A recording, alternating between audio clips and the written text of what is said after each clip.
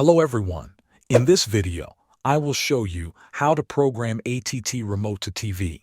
Start by turning on your TV manually using the power button on the TV itself. Once the TV is on, take your AT&T remote and point it directly at the screen.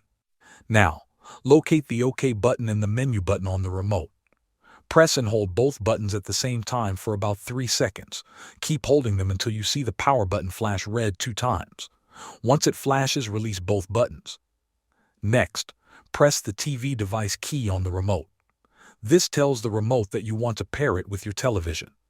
After that, find the fast forward button. It usually has 2 arrows pointing to the right. Press and hold this button. While you hold it, the remote will begin scanning through different TV codes automatically. Keep holding the fast forward button while the remote searches for the correct code. This process can take up to 1 minute, so be patient and continue pointing the remote at the TV. As soon as your TV turns off, immediately release the fast forward button. That means the remote has found a working code for your TV. Now press the power button on the remote to turn the TV back on. Once the TV comes back on, test the volume buttons to make sure they work correctly. Thanks for watching.